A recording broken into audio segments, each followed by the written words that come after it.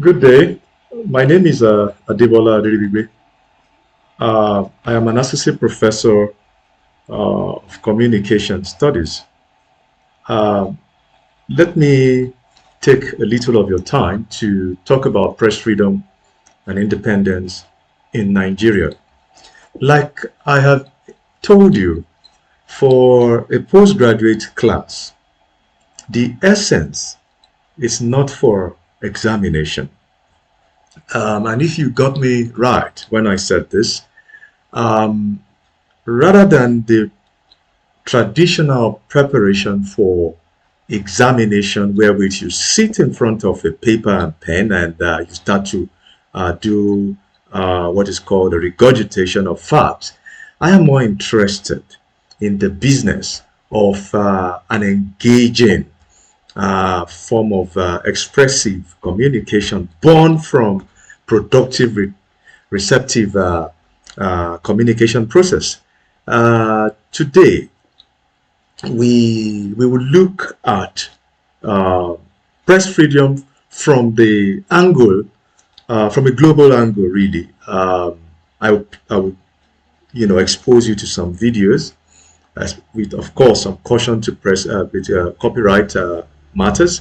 I will also, expose you to some of the text that I think will help your uh, grasp of what this concept is all about. And I know that for this class, the business of press freedom is not new to you.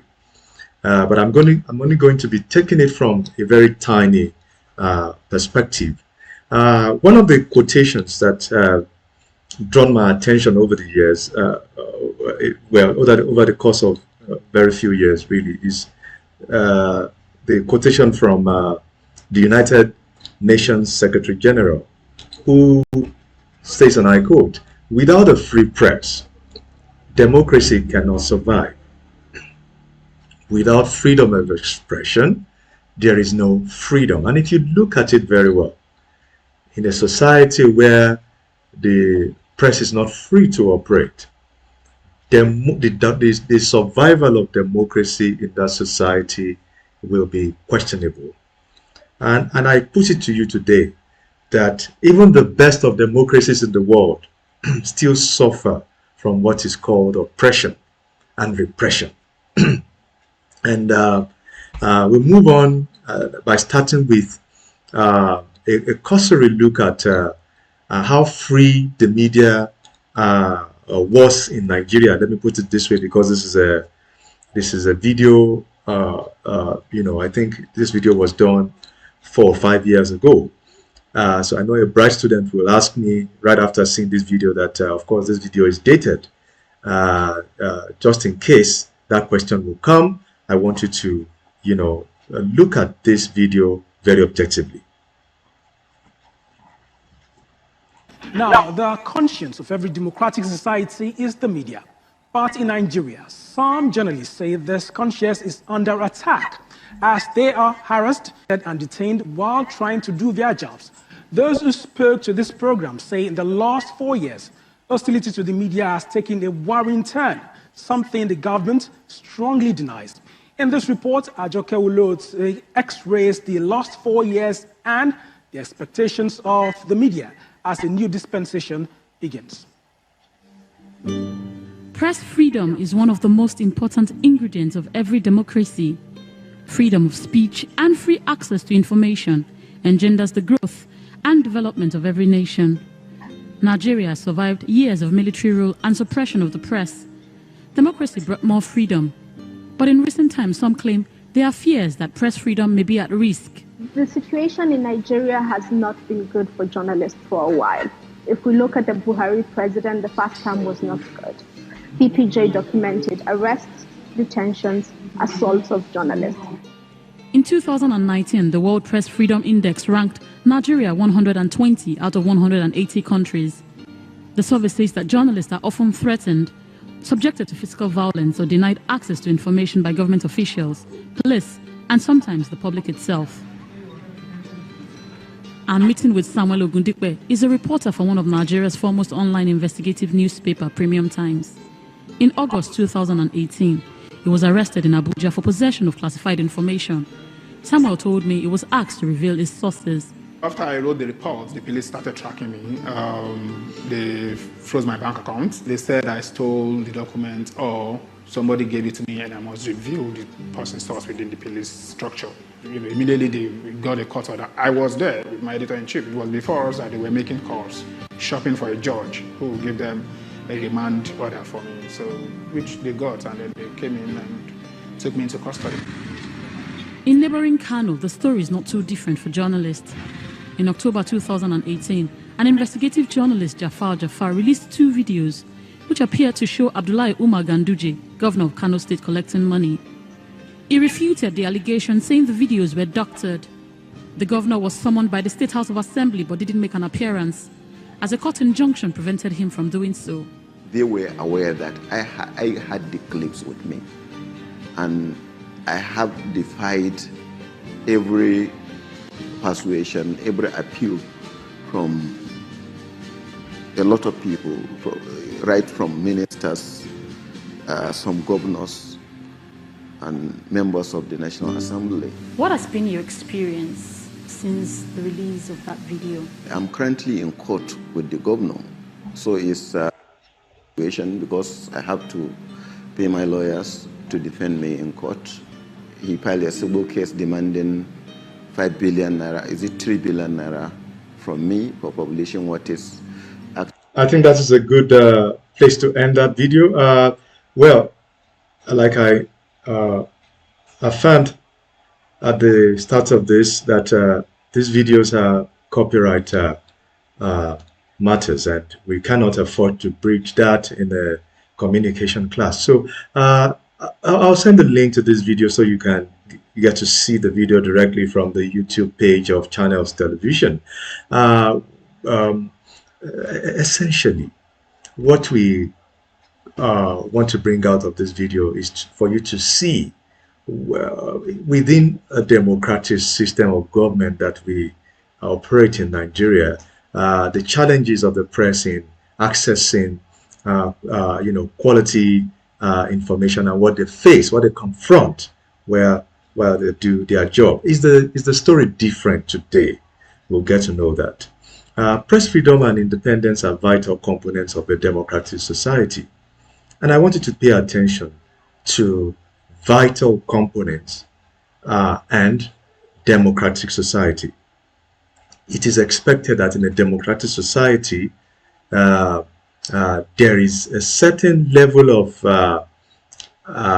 willingness to hold government to account. It is enshrined in the Constitution that binds the action and the activities of the first estate, the second estate, the third estate, and the fourth estate of the realm, which the media is situated. Serving as pillars of accountability, that is press freedom, transparency, and the protection of human rights. In Nigeria, the Constitution recognizes the freedom of the press as a fundamental right under Section 22, essential for fostering an informed citizenry and holding those in power accountable. However, ensuring the full realization of press freedom requires ongoing vigilance and commitment from both government institutions and civil society. Why is press freedom vital in a democratic society? Number one, promotion of accountability. A free and independent press acts as a watchdog, holding those in power accountable for those actions and decisions. And let me tell you, the matter of watchdog is not that the concept of being a watchdog is not new to a mass communication class. The press are there to ensure that there is accountability by those in power, and because those in power did not put themselves there, they have to be accountable. A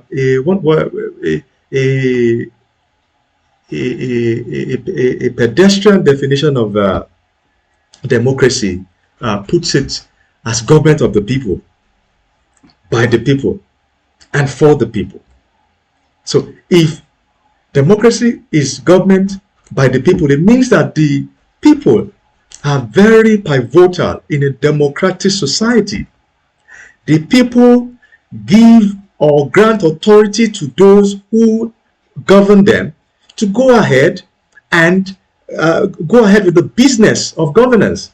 If that is the case, those who are at the helms of affairs cannot but be accountable to those who put them there. Journalists investigate government activities, and they must investigate the activities. They expose corruption and inform the public about issues that affect their lives. Without press freedom, gentlemen and ladies, there is a risk of unchecked power and the erosion of democratic principles. I'd like to, expose you to this video, and the first few minutes will blow your mind as to how a society where the press is not functioning can lead to what I call a pain in governance. And let's just see this video together, please. Imagine a world without media freedom, a world where those in power can get away with corruption, a world where the public is continuously exposed to lies, biased information, and disinformation, a world where no one reports on human rights violations, a world where crime and wrongdoings are never put under the spotlight. We need independent journalists to uphold human rights, realize citizens' right to know, and keep those in power accountable. When this doesn't happen, the loss is for all of us. Some time ago, a newspaper journalist investigated a story about a decline in organ transplant in his country. Digging deeper, he discovered that between 2013 and 2015, the National Air Force did not transport 153 organs. Instead, it prioritized 716 flights for government officials during this same period. The article led to a public outcry. This forced the country's president to verify claims and issue a decree prescribing that at least one of the Air Force's aircraft had to be on standby to transport a patient or organs for transplant at any time. In the 2 years following this decision, 476 organs were transported. Through the actions of an investigative journalist and independent media, human lives were saved. This is just one example among many in which evidence-based reporting responded to social problems and triggered positive changes. Think of it, and you'll probably recall many examples where local or international media unveiled money laundering, exposed an abuse of power, or revealed a humanitarian situation. A mechanism for checks and balances needs to be in place and is vital in our society. Journalism fulfills this role by acting as a watchdog. And I think, yet again, that is a good time to end the video because of copyright. Let us look at what has happened in that country. Between year 2013 and year 2015, only about 153 flights were prioritized for matters requiring the life of the people. Meanwhile, 716 flights were given priority for movement of government officials. And one would wonder whether the lives of the people is what matters or the convenience of those in power. You can imagine if a proper investigation into the matter had not happened, the kind of pain, the kind of massacre that would have happened in that country. That is an example of accountability. And thankfully, the president of the company, of the country, took immediate action by ensuring that forthwith the lives of the people became prioritized. Now, number two, fostering transparency. And you see, what we call transparency is the quality of being easily seen. Press freedom ensures that information flows freely within society, allowing citizens to make informed decisions about their governance. Access to diverse and unbiased news sources enables individuals to understand political processes, public policies, and societal challenges. Transparency in government action is essential for building trust between citizens and their elected representatives. If I won't have trust in the government, if I do not understand what the government do, if I do not understand the processes that run within the government, I won't be able to, put a stamp of trust in such a government. And let me let you know this today. Even in countries where we say they are the largest democracies, for instance, in India, press freedom has always been a matter of concern, and you will see very shortly in this video. Number 3, protection of human rights. A free press plays a crucial role in advocating for human rights and social justice.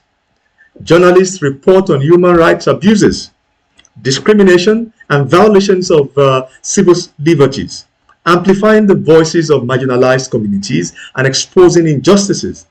Press freedom empowers individuals to speak out against oppression and seek redress for grievances. Let me give you an instance of human rights. Rights to work and to education. If in a society there is repression of such rights, the media is no doubt in its own duty to investigate why that is. And we cannot obfuscate such a right of the media in inquiring why there is violation in human rights. And the freedom of the press will help that really achievable. Number 4, facilitating public discourse. In a democratic society, freedom of expression is essential for fostering robust public discourse and debate. A diverse and independent media landscape allows for the exchange of ideas, opinions, and viewpoints from various perspectives. This exchange enriches democratic deliberation and promotes tolerance, pluralism, and understanding among citizens. We're going to look at press freedom from the angle of a communication scholar. The late Professor Lai Osho, may his soul rest in perfect peace, has this to say about press freedom.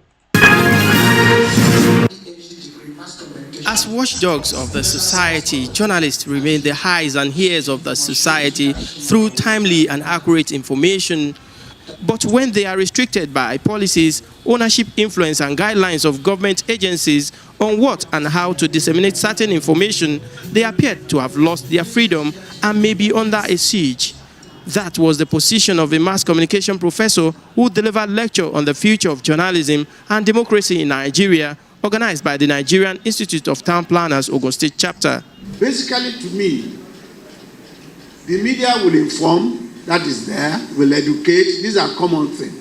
But more importantly to me, is that the media to provide the space for pluralism and diversity of views and perspectives. That is the essence of freedom of the press. That every social group in the society should have the opportunity to be able to express their views, their perspectives or ideologies within the media space. That is the kernel of democracy. When we define democracy as government of the people, for the people, by the people, it means that the people have full opportunity, they have the full capacity to be able to participate in the democratic and political process. And the media constitute one very powerful mechanism for that. Another speaker says the lecture was organized to set agenda for development in the society and to put government on its toes. He appealed to Nigerians to contribute their... And I think that's another way to stop that video because, again, of copyright matters. Let us, hold what the late Professor Lai Osho said, allowing for plurality of opinion. And you see, when plurality of opinion is heard in any given situation, there is bound to be controversy. Because the way I look at things, the way I analyze things, will be very different from the way another person, analyze issues. Let's move on. Number 5, preventing authoritarianism. You see, in a society where the press is not given the benefit or the allowance or the freedom to work as it should, there is bound to be a tilt towards authoritarianism. Press freedom serves as a bulwark against authoritarianism and tyranny. Independent media act as a check on government, exposing abuses of authority and defending democratic values. In societies where press freedom is restricted, dissenting voices are silenced, dissent is suppressed, and democratic institutions are undermined. Any given democracy must allow for plurality of opinion. That is what drives a society. That's what makes for a marketplace of opinion, where you are able to derive opinion from a widespread, the discussion of issues or matters, and that is again the bulwark against any authoritarianism, as the case may be. Number 6, promoting economic development. A free and independent press contributes to economic development by providing information that facilitates entrepreneurship, investment, and innovation. Access to accurate and reliable news enables businesses to make informed decisions, fosters competition, and promotes market efficiency. Press freedom also creates an environment conducive to foreign investment and trade, where press, operates in a fair manner, in a manner that is deemed to be freedom enough. There is economic prosperity because businesses within and outside the country are able to monitor the economic index of a country. Let us again see the video titled "Press Freedom is Suffering a Shipwreck in Nigeria" by Christopher Iziguzo and Kazim Akinrati, who put this together. Again, I'm conscious of copyright.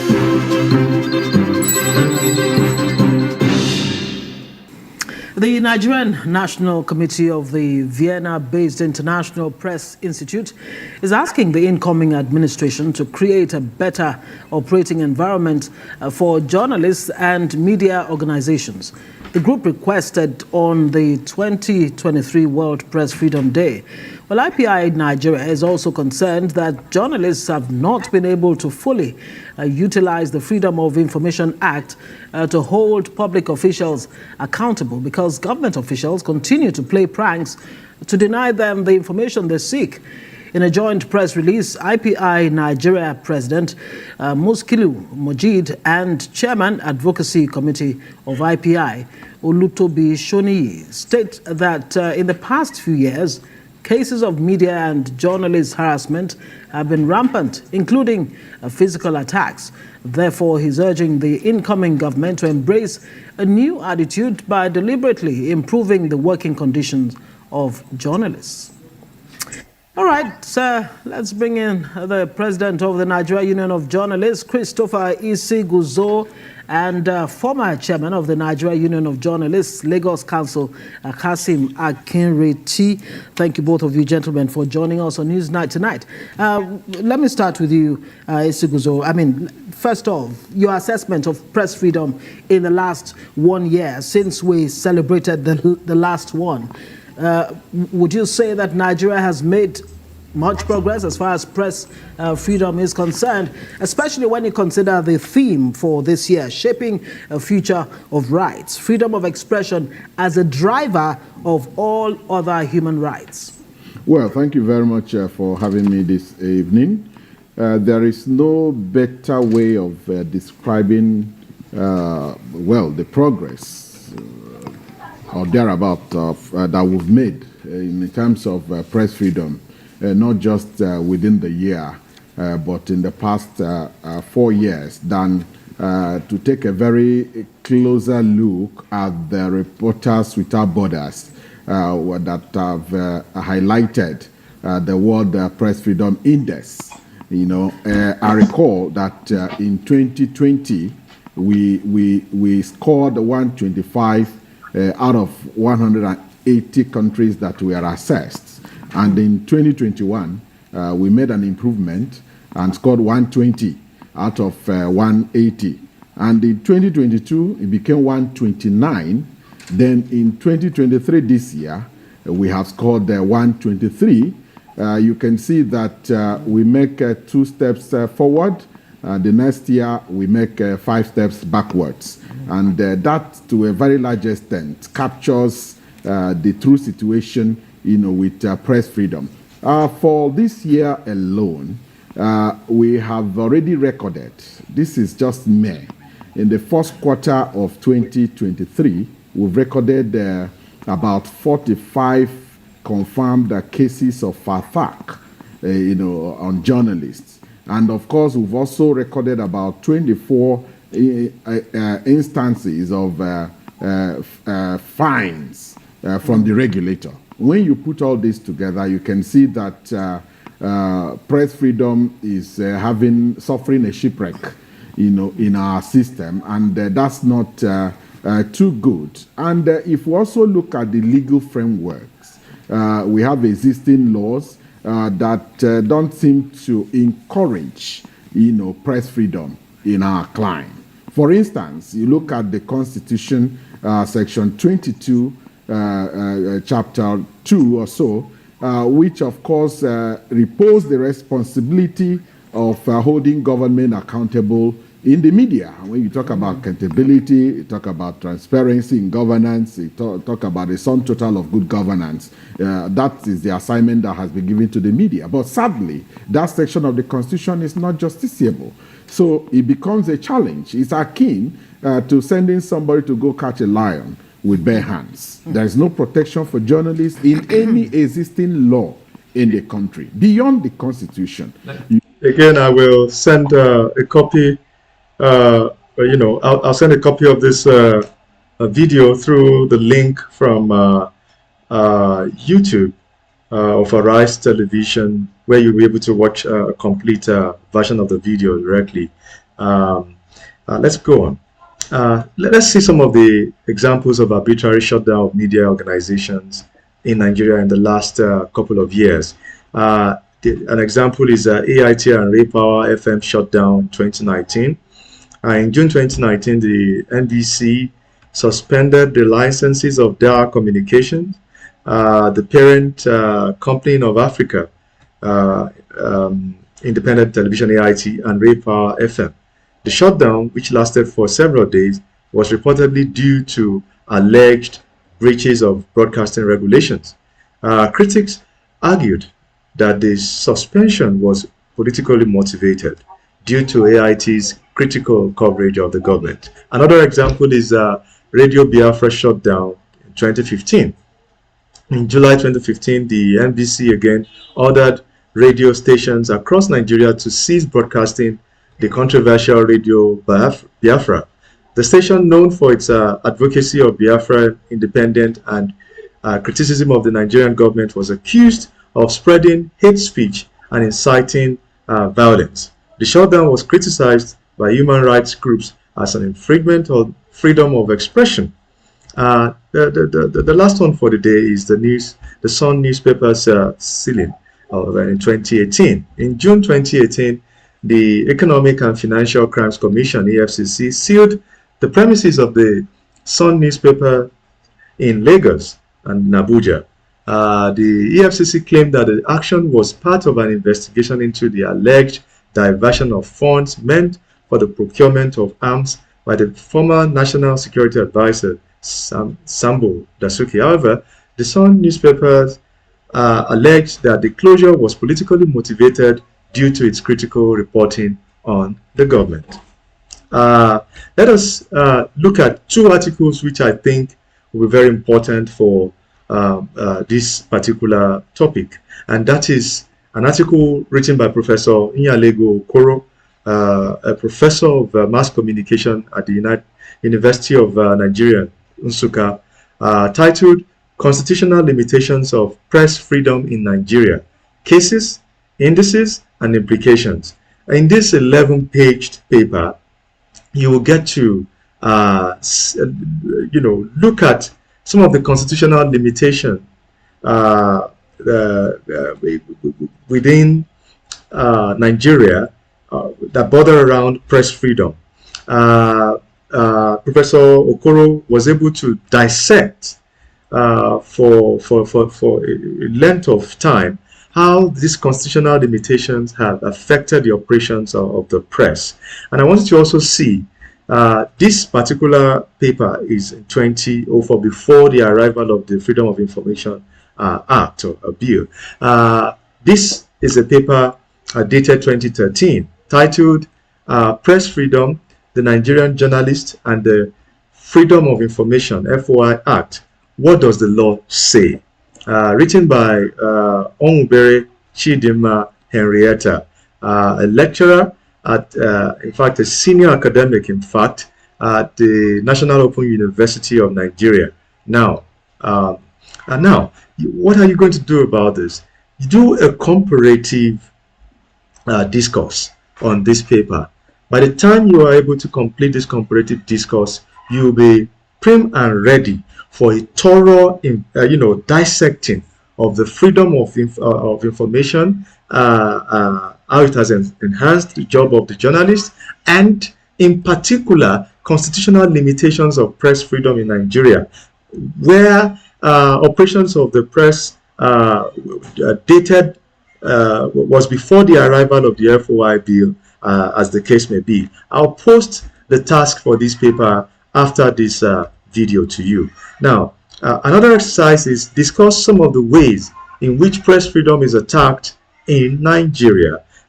This discussion is not to be submitted at all. You are only going to look at it in view of the papers that you have read. Definitely, if you do a critical review of that paper, you'll be able to do good justice to this. Now, what should we care about press freedom? Let's look at that video first. What should we care about press freedom? We should care about press freedom because in democratic societies, free, diverse, and pluralist media enable public debates and are essential checks on power. We have to make sure that things that we get from the press are accurate, are non-biased, are impartial, and are objective. It can be promoted by setting up examples of free-minded speakers and spirits, and by giving hand to use new tools to overcome all types of freedom suppression. Digitization of press and media has multiplied the number of voices and platforms, but new threats have also emerged. Online censorship, surveillance, and blocking of access to information are widespread. There are two things that we should think about to promote free speech: the rights to know and the rights to tell. And we must support journalists and bloggers under attack. Let us look at that particular video. Says something which is very notable. Two things to note: the right to know and the right to tell. And I want you to put that to heart as we go on in the course of this class. Let us look finally for the day. Social media is a menace, must be regulated. Statement made by Honorable Femi Gbajabiamila as we close this class today. Please, a thunderous round of applause for Honorable Gbajabiamila.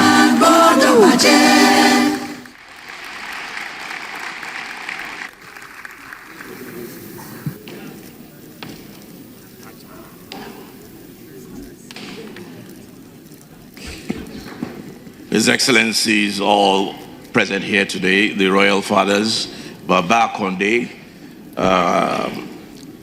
ladies and gentlemen, permit me to stand on protocol as already established. It was actually very late last night, I think after the football game, that Mr. President called and said that I had to represent him here today. And so I was able to scribble down a couple of things for this very, very epochal event. Perhaps, and I believe many of you here, unless of course you don't live in this geographical space, will well imagine that this is a topic of which I am absolutely very much interested. The menace of social media. Yes, indeed, it is a societal menace. For many of us, you will understand that once you hit that send button, the potential to reach millions of people all around the world poses great danger, not just to the society, but even unintended consequences to the individual who's at your receiving end, including security of life. The question that I normally ask is, who do you hold more responsible? The purveyor of the fake news, or the person who reads it and believes it? The jury is out on that. Who do you hold more responsible?